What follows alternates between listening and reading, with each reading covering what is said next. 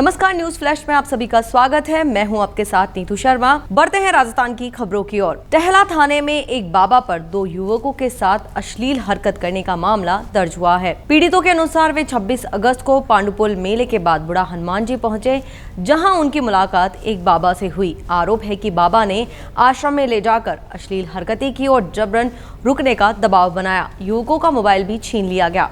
बाद में वे जंगल के रास्ते भागकर रिश्तेदारों के घर पहुंचे। पुलिस ने मामला दर्ज कर जांच डीएसपी मनीष मीणा को सौंपी है। पटौदी ग्राम पंचायत भाकरसर स्थित राजकीय प्राथमिक विद्यालय खाजुरों की ढाणी में भामाशाहों द्वारा शिक्षार्थियों के लिए तकनीकी संसाधनों की सौगात दी गई। भाजपा अल्पसंख्यक मोर्चा के जिला महामंत्री रहमान खान कलर ने विद्यालय को एक स्मार्ट टीवी भेंट किया।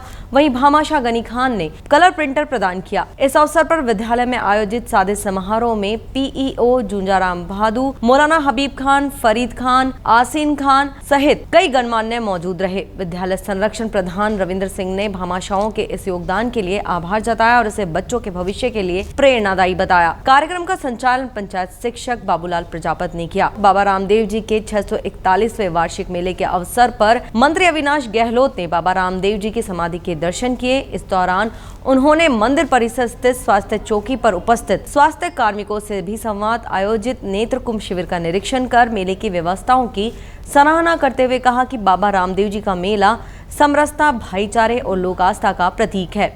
इस दौरान पोखरण विधायक महंत प्रतापपुरी और उपखंड अधिकारी व सामाजिक संगठनों के प्रतिनिधि भी उपस्थित रहे। कुचामन सिटी से अगली खबर। भारतीय संगीत सदन संस्थान की ओर से महान गायक स्वर्गवासी मुकेश को श्रद्धांजलि देते हुए मुकेश नाइट का आयोजन किया गया।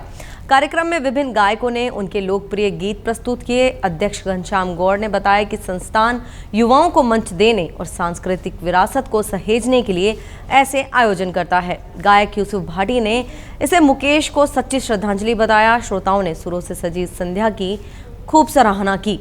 जो नाइट मनाई गई, ये कुचामन की जो छुपी हुई प्रतिभाएं हैं उनको उजागर करने के लिए ये कार्यक्रम रखते हैं और रखते आए हैं। और कल आज जो रखा है उसमें बहुत अच्छा कार्यक्रम हुआ जो पहले कभी नहीं हुआ।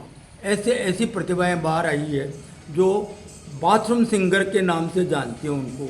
ये बाथरूम में गाते हैं, लेकिन यहाँ स्टेज पे उन्होंने क्या आनंद लिया और क्या प्रोग्राम दिया, वो उनकी विशेषता रही। भरतपुर जिले के श्री हरिदत्त डिग्री कॉलेज में विश्वविद्यालय अनुदान आयोग के सहयोग से राष्ट्रीय शिक्षा नीति 2020 पर एक दिवसीय संगोष्ठी आयोजित की गई। कार्यक्रम का उद्घाटन दीप प्रज्वलन व सरस्वती वंदना से हुआ। प्रथम सत्र की अध्यक्षता कॉलेज निदेशक डॉक्टर आलोक शर्मा ने की, जबकि द्वितीय सत्र की अध्यक्षता डॉक्टर अनिल कुमार ने की। प्राचार्य डॉक्टर रमेश चंद्र मिश्र ने कहा कि शिक्षकों को न केवल छात्रों बल्कि समाज में भी बेहतर शिक्षक तैयार करने पर जोर देना चाहिए। डॉक्टर आलोक शर्मा ने राष्ट्रीय शिक्षा नीति 2020 को विद्यार्थियों के सर्वांगीण विकास का मार्ग बताया और उच्च शिक्षा संस्थानों को इसके प्रभावी क्रियान्वयन हेतु गंभीर प्रयास करने की आवश्यकता जताई।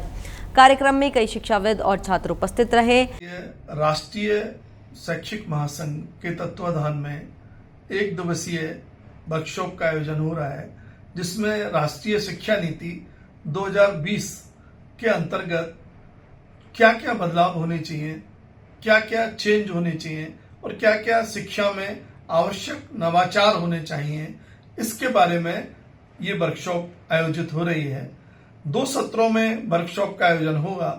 पहले सत्र में विद्वान केवल तकनीकी विषय पर बात करेंगे और दूसरे सत्र में विज्ञान अपने अपने पेपरों का प्रेजेंटेशन देंगे। बढ़ते हैं अगली खबर की ओर। अलवर के थानागाजी विधानसभा के अंतर्गत टहला थाना क्षेत्र के कुंडला गांव में 2 व्यापारियों के साथ लूट के मामले में पुलिस ने 8 आरोपियों को गिरफ्तार किया है। आरोपियों के कब्जे से स्कॉर्पियो और एक मोटरसाइकिल बरामद की गई। यह घटना 17 अगस्त की है, जब तालाब गांव निवासी अनिल प्रजापत और उनके बड़े भाई राजेंद्र प्रजापत, जो दौसा जिले में मोबाइल रिपेयरिंग की दुकान चलाते हैं, वापसी के दौरान सरकारी स्कूल के पास स्कॉर्पियो से आरोपियों द्वारा जबरन अपहरण कर मारपीट की गई। पुलिस ने मंडावर, सवाई माधोपुर, महुआ, खेड़ली मोड़, बसवा, गुड़गांव और टोडा भीम के विभिन्न थाना क्षेत्रों के आरोपियों को गिरफ्तार कर कार्रवाई शुरू कर दी है। सांगा बाबा का ये वार्षिक मेला केवल एक धार्मिक आयोजन नहीं बल्कि सांगानेर की सांस्कृतिक पहचान और सामाजिक एकता का प्रतीक है। श्रद्धालु कहते हैं बाबा के दरबार में हर मनोकामना पूरी होती है। जयपुर के सांगानेर में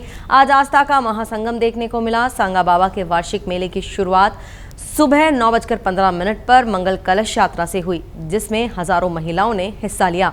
ढोल नगाड़ों और जयकारों के बीच भक्तों की भारी भीड़ उमड़ी। शाम 6:15 से रात्रि जागरण का आयोजन होगा, जिसमें भजन मंडलियां बाबा की महिमा का गुणगान करेंगी। शनिवार को मुख्य मेला आयोजित होगा, जहां दिन भर श्रद्धालु बाबा के दर्शन कर आशीर्वाद लेंगे। कार्यक्रम की शुरुआत दुग्ध अभिषेक से होगी। भक्ति सुबह 10:15 बजे होगी और शाम को विशाल भजन संध्या में बाबा के दरबार में भक्ति संगीत की स्वर लहरियों का भक्तगण आनंद लेंगे।